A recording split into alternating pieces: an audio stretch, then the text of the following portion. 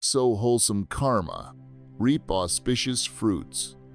Goodness can give rise to virtue. Kindness is the most beautiful moral quality of a human being. Being kind may not help one achieve everything one desires, but it will keep your inner world at peace. Intelligence is a gift, while kindness is a choice.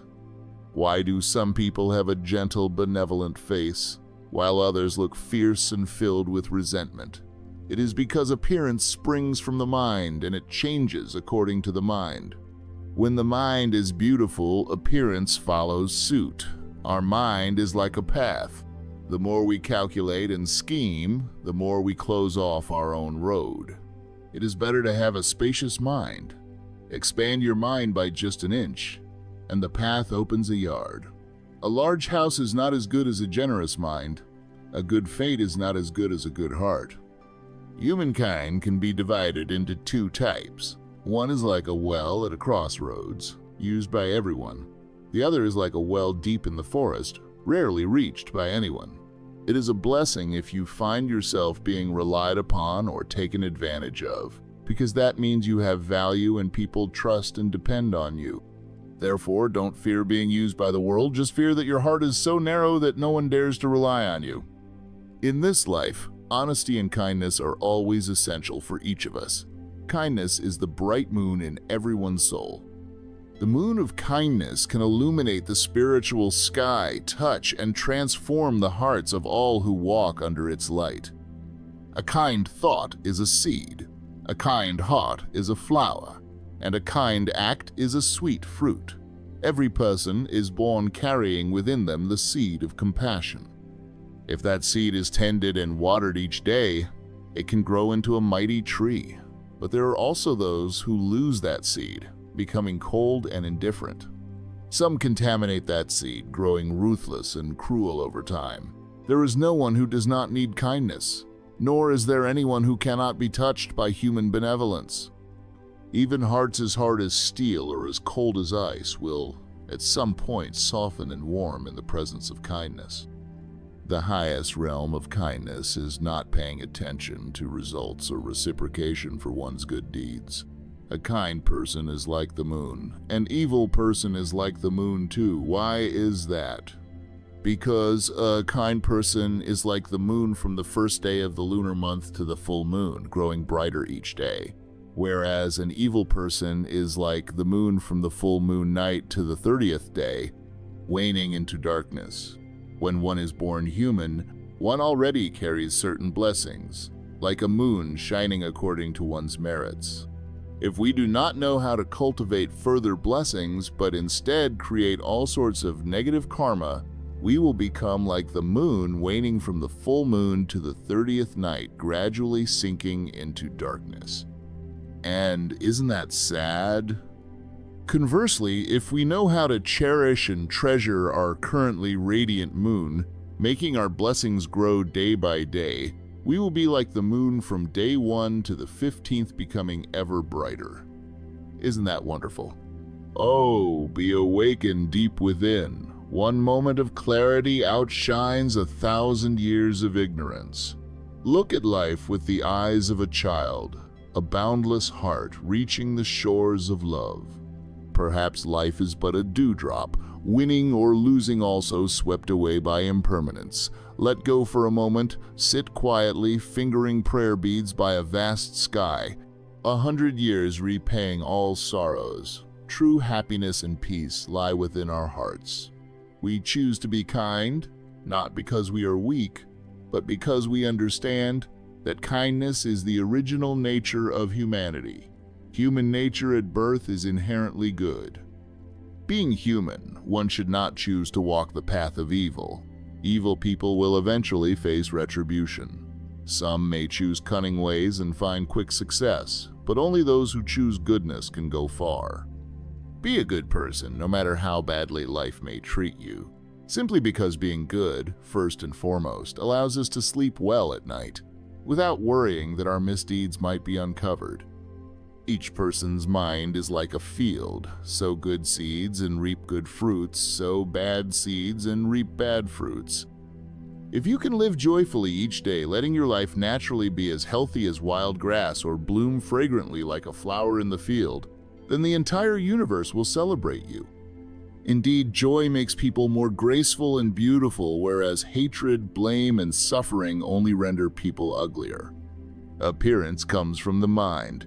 A smile is the bright mirror of the soul, reflecting all the seeds planted within. If your heart holds seeds of joy, it will inevitably bear smiles. If your heart holds seeds of sorrow, it will inevitably bear sadness. If your heart holds seeds of blame, you will inevitably reap resentment. If your heart overflows with seeds of love, you will inevitably harvest tolerance. If your heart is filled with darkness, you will inevitably fall into moral decline and degradation. The world is like a mirror. If we frown, the mirror image frowns back. That is not the mirror's fault. Life is a mirror. Smile and the reflection smiles back. So do not hesitate to offer someone a gentle smile. The world has plenty of sorrows. If you polish the mirror of your heart, you will see that life can always shine, even if fog and clouds swirl outside. Everyone is a mirror. Lessons abound in our reflections. If our hearts carry love and understanding, life becomes miraculously fragrant. A wide road is not as good as a wide heart. If you broaden your heart by just an inch, the path widens by a yard. A spacious house cannot compare to a spacious heart. A good fate cannot surpass a good heart. Between people, there is but a tiny difference, yet that small difference decides success or failure, sorrow or happiness. That difference is one's capacity of heart and attitude toward life. Humankind can be divided into two types. One is like a well at a crossroads used by many. The other is like a well deep in a forest, rarely found by anyone. Blessed are you if others take advantage of you. That simply means you have value that others long for. So do not fear being used by the world, only fear that your heart is too narrow for others to rely upon. Our mind is like a road. The more we calculate and plot, the more that road becomes a dead end. A wide road is not as good as a wide heart. Broaden your heart by an inch, the road opens by a yard. A spacious house cannot compare to a spacious heart. A good fate cannot surpass a good heart. A kind person is like the moon. An evil person is like the moon. Why? Because a kind person is like the moon from day one to the full moon, growing ever brighter. An evil person is like the moon from the full moon to the 30th day, waning into darkness. Anyone who bears a human body carries some measure of good fortune akin to a moon shining with the blessings they have. If we do not cultivate these blessings but continue to create negative karma, we will be like the moon waning from the full moon to the 30th night fading into darkness. Isn't that sad? Conversely, if we cherish the bright moon we possess, helping our blessings to grow day by day, then we are like the moon from day 1 to the 15th, growing increasingly radiant. That is truly precious, isn't it? In life, honesty and kindness are always vital for each of us. Kindness is the bright moon in everyone's soul. This moon of compassion can light up the spiritual sky, touching and transforming the hearts of all who walk under its glow. A kind thought is a seed. A kind heart is a flower. A kind act is a sweet fruit. Everyone is born carrying the seed of goodness. If it is tended daily, it can grow into a large tree. But some may lose that seed, becoming cold and indifferent. Others may defile that seed, gradually becoming cruel and heartless. There is no one who does not need kindness, nor anyone who cannot be touched by human benevolence.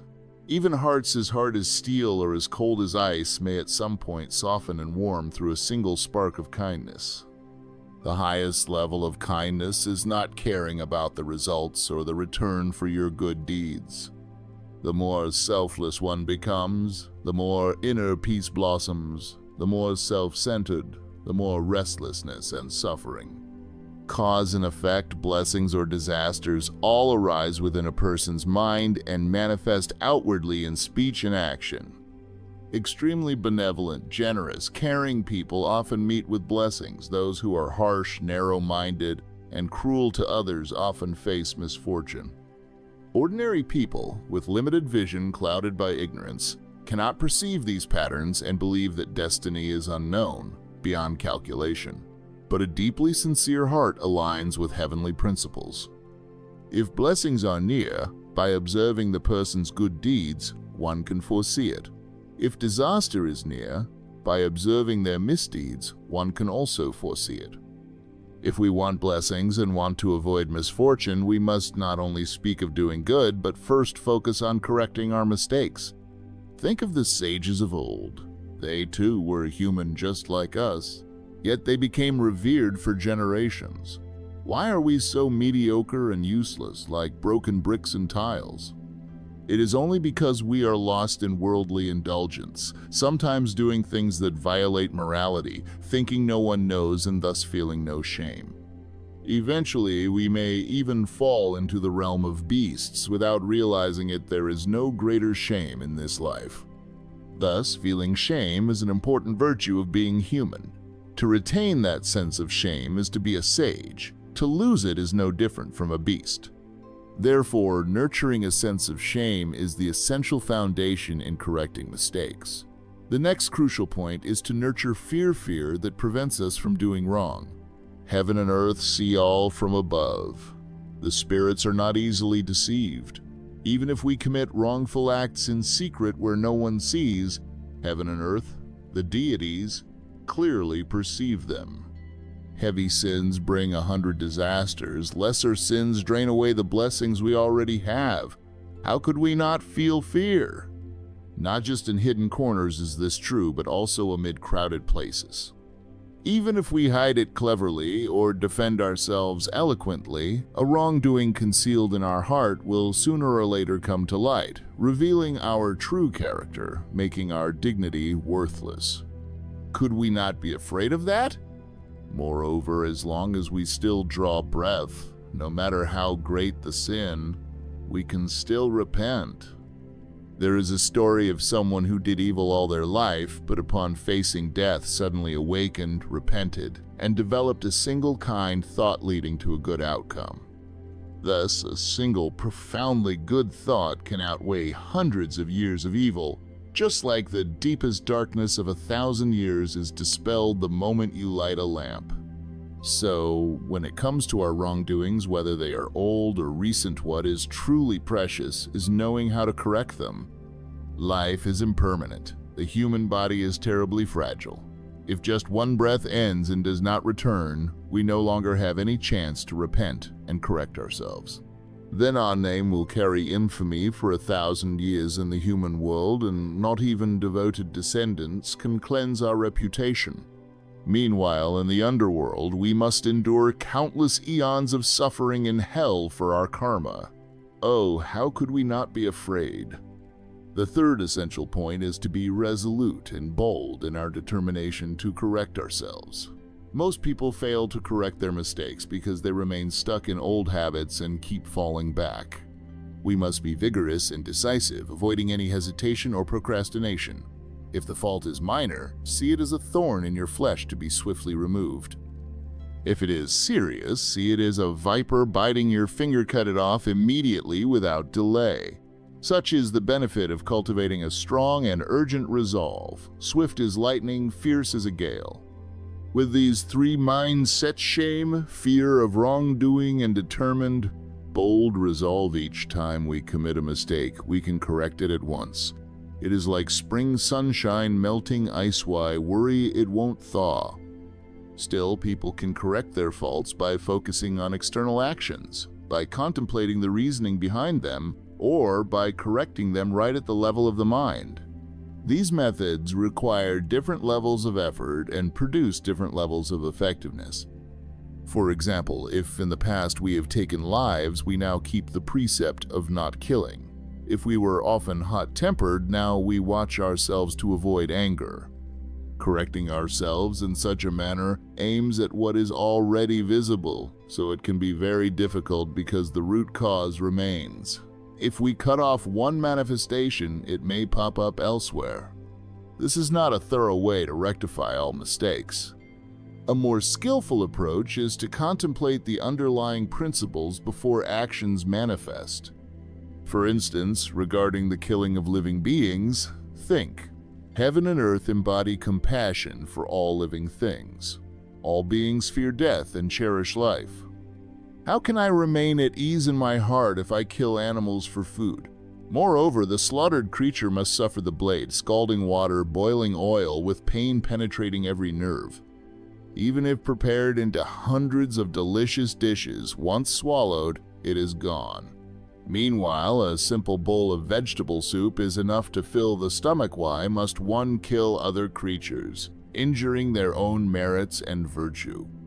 Contemplate that all sentient beings of flesh, blood, and vital energy also possess consciousness. Having consciousness, they share the same essence as we do. Now, I have not yet cultivated to be a supremely virtuous being, deserving of all creatures' devotion and reliance, so how could I kill them, stirring their deep resentment and hatred beyond measure? Thinking about such things deeply, I cannot bear to see or taste foods obtained by killing, as my heart would ache too severely to swallow. Similarly, for those prone to anger, reflect that when encountering people who behave poorly or in ways inferior to our own standards, we should feel compassion rather than anger. If they act wrongfully or insult us, that is their fault, having nothing to do with us. Thus, there is no reason to be angry. Moreover, consider that no great hero believes only themselves to be correct, and no profound teaching tells us to hate others. If someone's actions are lacking in virtue, it may be that my own merits or virtues are insufficient to move or transform them. I should use this chance to self-reflect. Then, even if someone slanders or shames me, I could see it as friction that polishes a rough stone into gedezo. I should be glad to accept it rather than angry. Furthermore, if someone hurls insults at us and we do not get angry, no matter how much they say, it will be like lighting a fire in empty space. It will simply go out on its own. However, if we respond with anger, even with eloquent justifications, it is like a silkworm spinning its cocoon, trapping itself more and more. Hence, anger is not only useless but harmful.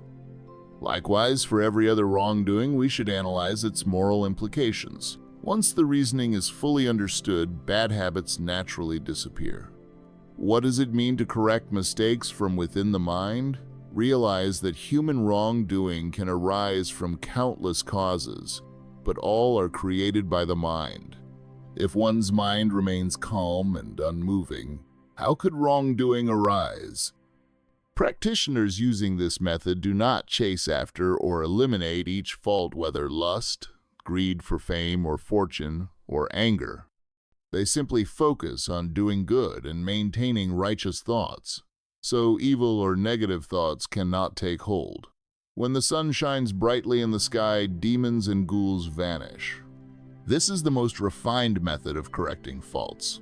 All errors come from the mind, so we eliminate them in the mind like chopping a poisonous tree at its root, instead of pruning its branches or leaves one by one. Overall, correcting from the mind is the most effective method. While training to keep the mind still, the moment a bad thought arises, one notices it immediately. Upon recognition, the thought dissolves on its own. If one is not strong enough for this method, then use reasoning to discard errors. If that is still too difficult, start by controlling outward manifestations. There is nothing wrong with combining the highest method of mind training with the others, but relying only on the less effective methods without learning about the more profound approach is unwise. Therefore, when committing to abandon wrongdoing, we should seek good friends who can remind us, and in dark or hidden places, we should call upon gods and spirits as witnesses to our sincerity. We should then wholeheartedly repent for our past offenses day and night without negligence. After 1 or 2 weeks, or even 1 or 2 or 3 months, there will be signs of progress like feeling a serene, spacious mind, or sensing an awakening of wisdom, or facing chaos, yet remaining calm and unconfused. Perhaps encountering insults or opposition, we stay composed, unangered but rather pleased. All such phenomena show signs of turning away from wrongdoing. However, we must not cling to these achievements and become proud, for that would stop us from progressing further. Reflecting on our past, we often cannot even see our errors because of a mind clouded by ignorance. Nonetheless, people whose wrongdoing runs deep will exhibit observable signs, such as a dark, blocked spirit, forgetfulness, inexplicable irritability, shame or discomfort around good people, or aversion to righteous discussions. They may face the constant pattern of doing good but ending up receiving blame, or having disturbing, chaotic dreams. More severe cases may manifest as incoherent speech or mental instability. All of these are consequences of wrongdoing. If you observe any of these signs, swiftly intensify your determination to discard old wrongs and rebuild a new life. May all who hear or read these words understand them correctly and not deceive themselves. The mind is like a river, and the river is like the mind. Sometimes the waves surge. Sometimes there's silent peace. Joy and sorrow, happiness and suffering all flow away. Someone watches the river flow year after year. Clouds are like the mind, and the mind is like clouds, appearing and disappearing through the days. Clouds drift, unbound, or remain, softly floating. The sky remains ever blue, unchanged. The mind is like earth, and earth is like the mind, taking in both trash and flowers without complaint. Listen to the earth breathing in every thought, favorable or unfavorable. It remains unobstructed. Nature and mind, this mind is nature. The Tao embraces all realms. Let us climb a mountain. Let our poetry float on the wind. Express these heart thoughts over endless time. In life, to be happy, we must learn how to forgive others. That alone is not enough. We must also learn how to forgive ourselves. Let what can pass, pass. Anger will fade. Deep bonds and inner peace are what truly matter. Sometimes we have the right to be angry, but that does not mean we have the right to be cruel. An ocean can accept hundreds of thousands of rivers, thus it is vast. A person who can be tolerant of others' mistakes can also learn to forgive themselves. Practice listening to your own mind, your own breath. Learn from and understand others. Regularly doing so helps us remember that we should treat others as we would like them to treat us. A human life does not truly last 100 years. It exists in each breath. Therefore, we must live beautifully, wholeheartedly, and serenely in each breath, so each inhalation can lead us toward a noble life.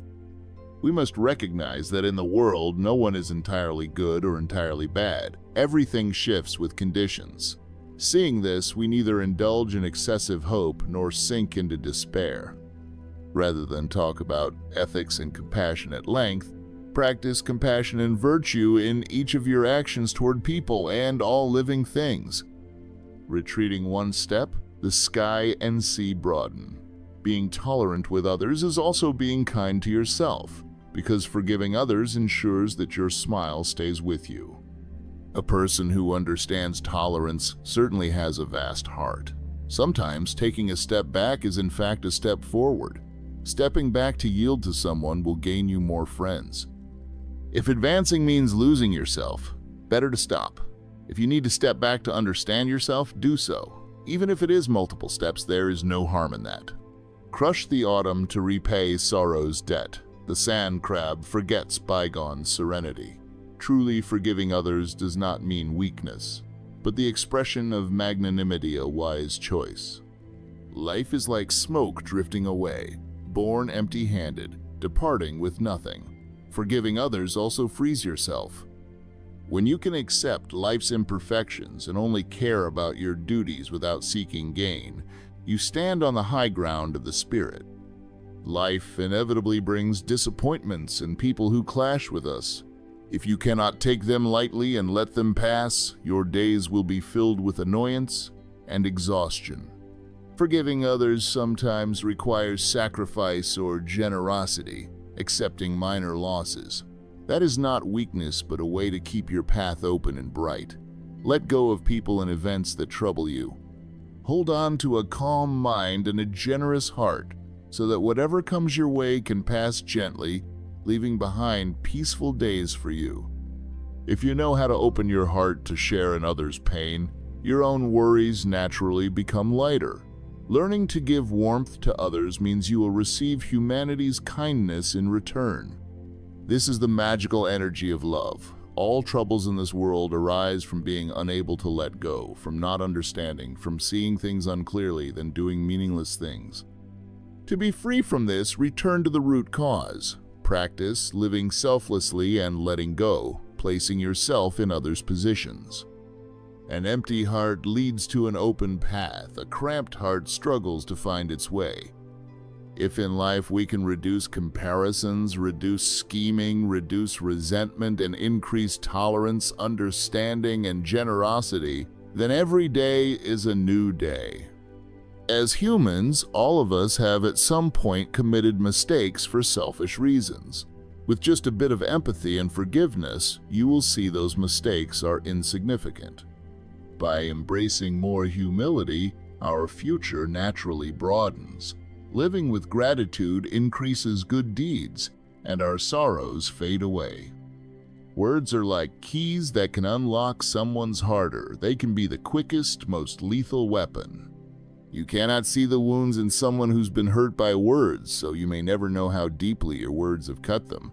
Often words can be like an invisible blade, bloodless, but razor sharp and cruel. A careless word, a cold look, or a dissenting gesture may crush the other's enthusiasm. In a heated argument or when emotions flare, we may speak without restraint, causing wounds that might never fully heal, especially in close relationships. Sometimes the person who speaks is unaware how much they hurt the listener. It could be a habit of speaking harshly with a kind heart, or simply a bad mood or a random outburst. But consider how deeply they might love you to tolerate and forgive such treatment for so long. Time may heal the wound, but a scar remains, possibly flaring with pain or itch if it's touched again. Words do not take anyone's life directly, but they erode affection, push people away, break cherished bonds, and sow regret. Simply open your heart, manage your emotions better, speak kindly, treasure those around you, and fully value the present. You will preserve beautiful relationships. When your heart is open, the sky naturally feels expansive. The dawn always brings its own ray of light. Never measure others by your own yardstick or judge them solely by your own knowledge. No one is perfectly flawless. Before picking at another's faults or mocking someone's clumsiness, reflect on yourself. Our eyes are meant to see beauty, not to rummage for gossip. Our mouth is for eating and conversing, not attacking each other. Live truthfully, sincerely, without over-calculating, as that only harms yourself. In work, leave a path of retreat. In speech, leave some room for decency. That way, you won't drive yourself into a corner or invite disaster. Even in jest, be mindful of boundaries. We live but briefly, like morning dew. Be tranquil and deep like clear water, so that peace and serenity may accompany you. When interacting with others, be mindful of your words. If misunderstandings occur, handle them calmly. If someone is deceitful, even if you see through it, do not fully expose them. If someone is scheming, even if you know it, there is no need to broadcast it. In time, everything is brought to light. Cause and effect always bring their due response. Do not waste your energy or time on people and things unworthy. Whatever is meant for you cannot escape. Whatever is not, even a lifetime's pursuit will never secure it. When we come to this world, we bring nothing. When we depart, we vanish like a wisp of smoke. Life is that simple. Wealth and status fade with the passing days. Love and hate all return to dust. Today, we live in a world awash in material desires, power, position, money, sensual pleasure, fine food, fashionable clothes. These temptations can make people arrogant, passionate, and self-serving. When you feel the gap between reality and dreams, when you cannot restrain your emotions of love and hate, your cunning or harmful tactics, then recalling life's impermanence, can ease the burden on your heart. We suddenly see our illusions in this ephemeral sea of existence. We are drunk in the dream of life. We bind ourselves to the dust of impermanence. We find stillness in each breath, quieting the true mind to rediscover ourselves, to retrieve what was lost, to realize that I am not who I think I am. Have you ever wondered, why do heaven and earth endure for so long? Because they do not exist for themselves. Why do the sunlight and the air last forever? Because they give themselves freely to all beings. Devotion is the source of eternal existence. Our life bears the imprint of the universe's nurturing. Therefore, to repay the world, we too must learn to devote ourselves and dare to give to others and to life. Now, let us practice 8 words each day to live healthily, joyfully, youthfully, and peacefully for a long time. 1. Patience. Forbearance. Patience can nurture blessings. Everyone will face unfavorable circumstances. In such moments, we must practice patience. Throughout history, those who achieve great things possess great spirit. Those with great spirit have great patience. Patience is not avoidance, but a form of inner strength. Those who practice patience rarely make mistakes driven by impulsive actions. 2. Kindness. Kindness can give rise to virtue. Intelligence is a gift, while kindness is a choice. Kindness is the finest moral quality. Though it might not guarantee that all your wishes come true, it will give you peace of mind. 3. Joy. Joy can nurture one's appearance. Maintaining a cheerful and happy disposition is a secret to longevity and youthfulness. It's not age that halts our joy. In fact, playing and finding delight help us stay young. Smiles are a wonderful cosmetic for people. They are the simplest, quickest way to connect with others. 4. Compassion.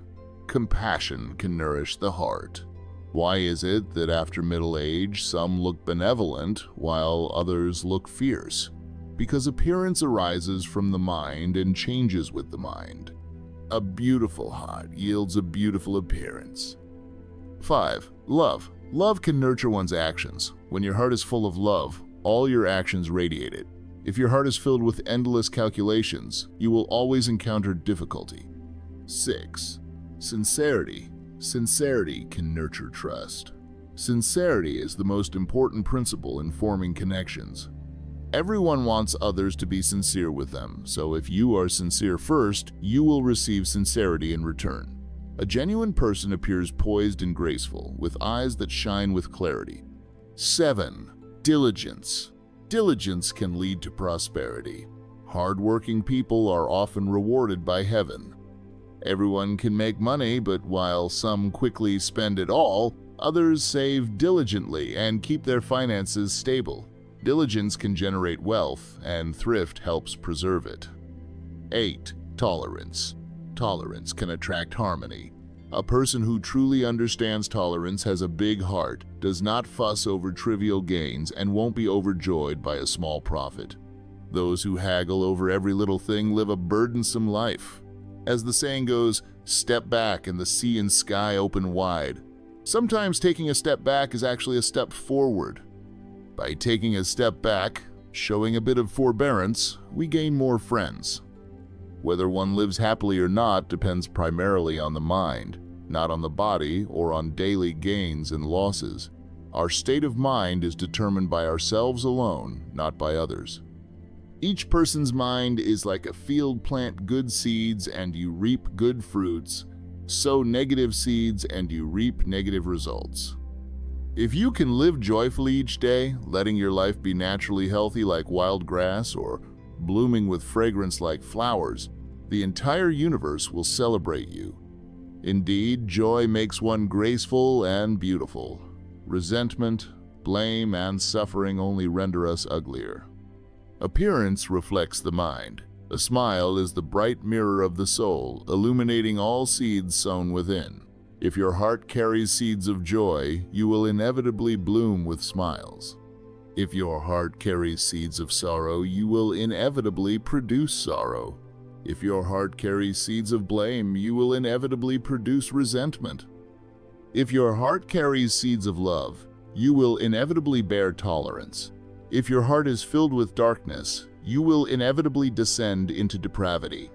People say, "We can't change the weather, but we can change our mood." There's no need to be upset just because it's always raining. After all, with rain comes relief from the scorching sun. And there's no need to fret over blazing heat, since a sunny sky can help us avoid stepping into muddy puddles. Oh, open the door of your heart. Let the boundless universe flow in. Welcome a sweet sunrise, peace filling every cell of body and mind. Whoever you encounter is meant to appear in your life. Everything is by design, bringing you a lesson, an experience, a mark on your journey. The boat will straighten itself upon reaching the pier, and when a person reaches rock bottom, a new path appears. Likewise, wherever you must go is exactly where you need to be. Experience what you need to experience. Meet who you are meant to meet. Pine trees and cypress in secluded places do not need visitors, yet remain green all year. A plum tree in snow and wind does not need companions, yet still blooms on time each spring. Everyone must endure a phase where no one offers help, no one cheers or cares. Only then can we develop true resilience. Do not imagine that the world has no injustice. Rather, it is our hearts that harbor conflict. Stop blaming or resenting. Face all things calmly, seeing them as passing clouds. Eventually, you will realize that life, in the end, is just like a passing breeze arising and vanishing, coming and going, born of dust and returning to emptiness. Sometimes our ideals are like a lamp lit and then extinguished. Emotions are like rain falling and then drying up. Friends are like clouds gathering and dispersing. Sorrow is like wine drunkenness, eventually followed by sobriety. Loneliness is like a star shining, then disappearing. Solitude is like a moon rising, then setting. A human lifespan, even if 100 years, is like a dream. After all the weariness, one finally sleeps. Within us lies both mud and lotus, both demon and angel. Do not reject the demon nor over-idealize the angel. We have both darkness and light. Do not deny the darkness in pursuit of only the light, because darkness complements and highlights light. Mud supports the lotus. This means never denying our shortcomings or past mistakes, for no growth or perfection arises from fleeing or denying the past. Everything we encounter holds its own meaning. All are gifts for our maturity and completeness. So welcome them with gratitude and respect, and then use your transformative power to crush all that is waste and turn it into nourishment for the tree so that it can bear fragrant flowers and sweet fruit. Then taste the sweetness of happiness and delight in your heart. Whatever we give, we still keep. Clutching it too tightly, we lose. The wise remember, no one expects their entire life to be smooth sailing, free of pain. Who doesn't want to value and cherish deep affection, never to forsake it? Sometimes understanding certain things brings relief. Understanding people fully ends our concerns. Have you ever wondered why you cling to past sorrows? Why old painful memories linger? Why, even if you want to let go, your mind refuses to release the past? We have all experienced hurt, losses, heartbreak, shattered hopes. We think that the more we hold on and remember, the fairer it is or the less likely it is to be forgotten. But the more we cling, the heavier it feels. The more we grasp, the more fatigued we become. Life is impermanent. Nothing in heaven and earth endures forever. Joy and sorrow come and go, like clouds floating across the vast sky. Trying to grab hold of a floating cloud only leads to grief.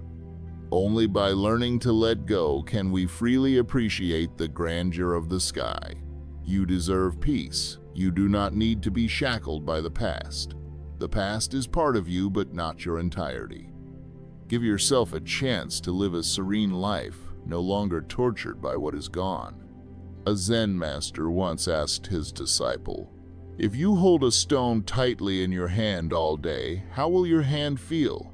The disciple replied, "Master, it will be very sore and tired." The master gently smiled. "Then why do you keep holding on so tightly to unhappy events in your heart? Life is like a flowing river, always in motion, always changing. People, circumstances, and emotions constantly shift. Some things you hold today may not be here tomorrow. Often we suffer because we cling to what has slipped away, a broken relationship, a loved one who's gone, a missed opportunity, things we cannot reclaim. Yet we keep looking back, blaming ourselves, letting the present slip away too. A mother once shared her story. She had a loving son, the family's pride and joy, but a tragic accident took him too soon. For years, she lived in torment, blaming herself, thinking she could have prevented his death. One day, she met an elderly monk. He silently handed her a glass cup, telling her, "Treat this as your son. Hold it tightly, do not let it fall." She clutched it, but the monk gently nudged her arm and the cup fell, shattering. She burst into tears. The monk asked, "Are you in pain?" "Yes, but I know it cannot be mended now." The monk nodded. "Exactly. A human life is also like this cup. Once broken, it can't be made whole again. Instead of crying forever, let it remain a precious memory in your heart." From that day on, she learned acceptance. She stopped blaming herself and ceased living in the past. She began helping other children, seeing in them the continuation of her son. She did not forget her grief, but learned to coexist with it in peace. Impermanence is life's rule. Everything changes. Green leaves turn yellow and fall, the full moon wanes, people come and go. No one remains by our side forever. Acceptance is not resignation or indifference. It's understanding that what is gone is gone. That which cannot stay must gently leave. Letting go is not losing, it's lightening your load. Only when we are not chained to what is no longer can we live peacefully in what is. Embrace the present because it is truly all we have. Letting go is not giving up, it is liberation. The tighter we hold, the more likely it slips through our fingers and the more we get hurt by our own grip. We fear letting go because we once loved, once hoped, once dreamed. We're afraid of emptiness, afraid we won't find a replacement. But in reality, clinging to what's gone only imprisons us. Only by releasing our grasp can we welcome the new. A breeze enters only through an open window. A seed only sprouts if it sheds its husk. A bird can only fly if it leaves its nest. Letting go doesn't mean erasing memories of someone. It means giving them their own path while we walk ours. It doesn't mean denying the past, but accepting it and moving forward with a lighter heart. Why do we dread letting go? Because we fear emptiness and losing what we once cherished. But losing something is not as frightening as locking ourselves in what once was. By letting go, we gain freedom, a new direction, a renewed chance. We do not stop loving, we simply learn to love in a gentler way. Some people can only accompany us for a while. Some memories belong solely in our hearts. No need to cling to them forever. Sometimes letting go doesn't happen overnight. No one forgets pain instantly. But bit by bit, we learn to lighten our hearts, recognizing the lessons in past experiences. Don't blame yourself if you still hurt, yet don't stay trapped in sorrow for too long. Transform those old wounds into part of your history, not chains that hold you back. When we let go, we do not lose, we actually receive. We gain inner peace and a new path. Letting go does not mean turning away from love, but loving with more lightness and wisdom. Some companions cannot walk with us forever. Some feelings are best preserved as memories. Letting go of certain past hurts allows us to live more serenely. Indeed, letting go isn't giving up, it's setting ourselves free, opening a door for the light to enter, relaxing our grip so the wind can carry us further. Only by learning to release do we truly find ourselves.